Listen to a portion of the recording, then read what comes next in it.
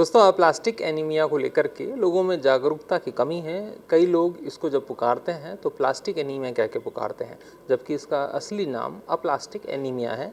इस पूरी बीमारी को लेकर के किस तरह की चीज़ें चल रही हैं, डॉक्टर द्विवेदी मेरे साथ हैं, हम उन्हीं से बात करेंगे और जानेंगे कि सरकार की भूमिका इसमें क्या है और सरकार किस स्तर पर इस पर काम कर रही है। सर, आपका बहुत बहुत स्वागत है हमारे शो में। धन्यवाद भाई। सबसे पहली बात तो आपने दोनों जो नाम बोला वो बहुत अच्छा किया। अप्लास्टिक का मतलब होता है फार्मेशन बंद हो जाना और प्लास्टिसिटी का मतलब होता है फार्मेशन होना। तो बोन मैरो जब अप्लास्टिक हो जाता है, उसमें जब ब्लड सेल्स का फार्मेशन बंद हो जाता है तो उसको मेडिकल टर्मिनोलॉजी में अप्लास्टिक एनीमिया बोला जाता है। एनीमिया का साधारण मतलब अगर लोगों को समझाएं तो उनको ये समझता है कि हीमोग्लोबिन कम हो गया। हीमोग्लोबिन कम हो गया मतलब टिश्यू लेवल पे ऑक्सीजन की कमी हो गई, तो व्यक्ति को ब्रीथलेसनेस होने लगती है, थकान होने लगती है, कमजोरी होने लगती है। लेकिन अप्लास्टिक एनीमिया बहुत ही गंभीर टाइप की एनीमिया का प्रकार है, जिसमें उसमें आरबीसी कम हो जाता है, डब्ल्यूबीसी कम हो जाता है, प्लेटलेट्स कम हो जाता है, जिसको हम पैनसाइटोपेनिया बोलते हैं। इसी तरीके से एमडीएस हो जाता है या आईटीपी हो जाता है, और भी बहुत सारे प्रकार हैं। फैनकोनीज एनीमिया हो जाता है, पीएनएच डेवलप हो जाता है। ये सारी परेशानी जो है अप्लास्टिक एनीमिया के मरीज को हो सकती है।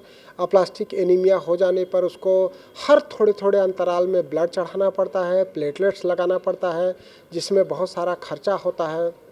और एटीजी जो ट्रीटमेंट है, एटीजी ट्रीटमेंट काफ़ी महंगा होता है। बड़े बड़े अस्पतालों में एटीजी ट्रीटमेंट होता है, वो लाखों रुपए में होता है।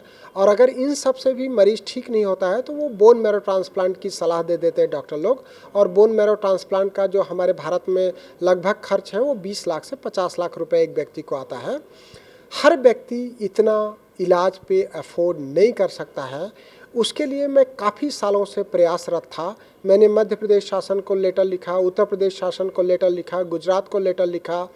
मेरे पास अभी एक मरीज आया जिसको प्रधानमंत्री राहत कोष से 3 लाख रुपए स्वीकृत हुए इलाज के लिए। हालांकि वो इलाज अस्पताल के खर्च के लिए स्वीकृत हुए, लेकिन वो पत्र देख करके मुझे बहुत खुशी हुई। मैंने माननीय प्रधानमंत्री जी को धन्यवाद का एक लेटर लिखा कि वो इतना सजग है लोगों के बीमारी को लेकर के, उनको इतनी चिंता है। वो चाहते हैं कि 2047 के बाद हमारा भारत एनीमिया मुक्त बने, सिकल सेल का एक भी बच्चा 2047 के बाद पैदा न हो। मैं माननीय प्रधानमंत्री जी को एक रोल मॉडल मानता हूँ। मैं दूसरे भी नेता या दूसरे भी हमारे जो चीफ मिनिस्टर हैं या फिर हमारे माननीय राज्यपाल लोग हैं या चिकित्सा शिक्षा मंत्री है, चिकित्सा मंत्री हैं, स्वास्थ्य मंत्री हैं, उनसे आग्रह करना चाहूँगा कि आप इस तरीके से लोगों के बीमारियों के लिए, जो लोग परेशान हैं उनके लिए जो संभव सहायता सरकारी स्तर पर हो सकती है उसको दिया जाए या देने की कृपा करें। सर, एक चीज़ और मैं आपसे पूछना चाह रहा हूँ कि ये जो बीमारी है, आपकी बात हम आगे जारी रखेंगे।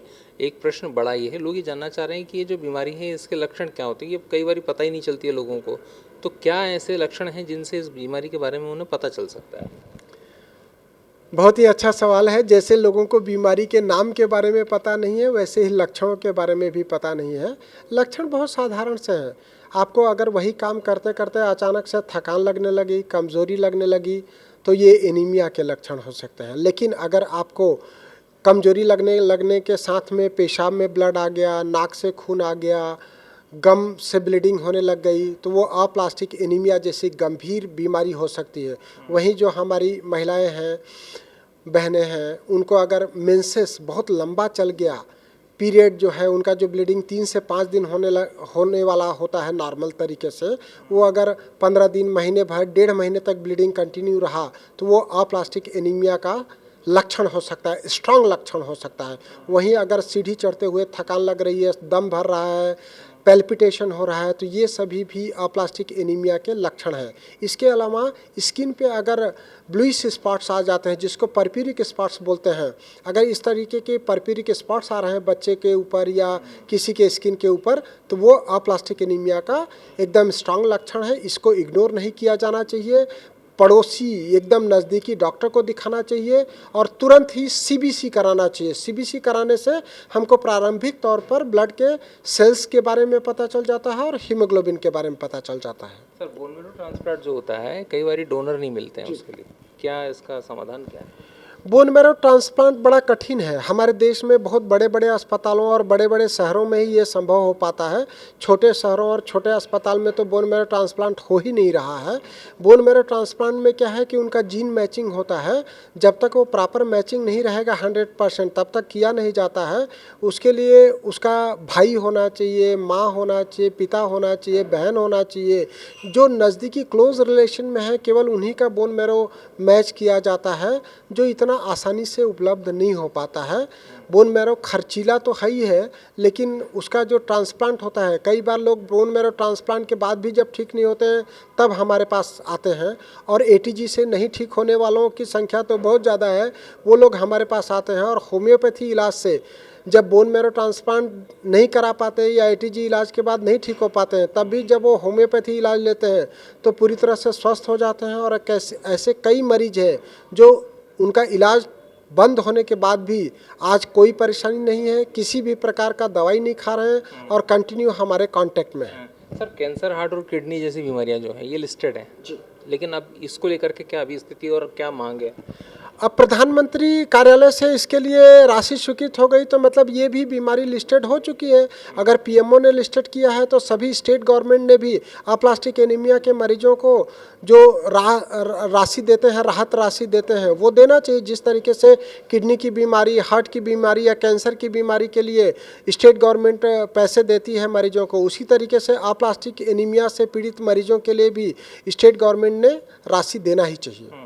अब ये जो पूरा ओवरऑल जो सिनेरियो है, अगर इसमें कोई एक बात जो आपके रेगुलर हो आप रख सकते हैं? मैं ये चाहता हूँ कि जिस तरीके से हमारे प्रधानमंत्री जी लोगों के बीमारियों को लेकर के बहुत सजग हैं, अगर आप मन की बात देखें तो उसमें भी वो बात करते रहते हैं। जब भी उनको जहाँ भी मौका मिलता है तो वो बीमारी से बचाव की बात करते हैं। आयुष मंत्रालय देखिए, उन्होंने इसीलिए लाया कि लोग आयुष को अपनाएं, योग को अपनाएं। तो मैं चाहता हूँ कि लोग स्वस्थ रहें, स्वस्थ रहने के लिए प्रयास करें। सबसे ज़्यादा ज़रूरी है prevention is better than cure. हर छोटी छोटी परेशानी को आप इग्नोर ना करें। जब आप छोटी परेशानी, छोटी बीमारी को इग्नोर करते हैं तो वो बड़ा रूप ले लेती है। तो मेरा लोगों से आपके माध्यम से यही आग्रह है कि आप छोटी छोटी बीमारियों को इग्नोर न करें और स्वस्थ रहने के लिए नियमित रूप से योग करें, प्राणायाम करें, और हो सके तो प्रतिदिन थोड़ा सा गुड़ चना खाएं। गुड़ चना का मतलब है थोड़ा सा प्रोटीन और थोड़ा सा आयरन। अगर हम गुड़ चना खाएंगे और थोड़ा सा प्रोटीन और थोड़ा सा आयरन लेंगे तो हमारी हड्डियाँ मजबूत रहेंगी, हमारा बोन मैरो मजबूत रहेगा और हमारे शरीर में खून की कमी नहीं होगी। जब हमारे शरीर में खून की कमी नहीं होगी तो ऑक्सीजन की कमी नहीं होगी। मतलब आपका जो पौरुष है, बल है, ताकत है, वो बना रहेगा और बीमारियां आपसे दूर होंगी। जैसे ही आपका खून कम होता है, आपकी जो इम्यूनिटी है वो कमज़ोर हो जाती है और आप जल्दी जल्दी बीमार होने लगते हैं। अगर आपको बार बार बुखार आ रहा है तो वो बार बार बुखार आना भी अप्लास्टिक एनीमिया जैसी गंभीर बीमारी का लक्षण हो सकता है, उससे बचिए। खैर, बहरहाल डॉक्टर द्विवेदी, बहुत बहुत धन्यवाद आपको, आपने बहुत समय दिया। दोस्तों, जैसे गुड़ और चने की जो बात की है, हमने देखा होगा पुराने समय में थोड़ा सा अगर पीछे जाएं तो देखेंगे कि दूध के साथ में जब कोई मेहमान आता था तो गुड़ दिया जाता था, शक्कर नहीं दिया जाता था। क्यों दिया जाता था? उसका साइंटिफिक रीज़न है। आयरन शरीर में ज़रूरी है, कैल्शियम शरीर में ज़रूरी है, ये चीज़ें बहुत ज़रूरी हैं। तो कहीं ना कहीं हमको पुराने जो हमारे ट्रेडिशन है उनकी तरफ जाना पड़ेगा।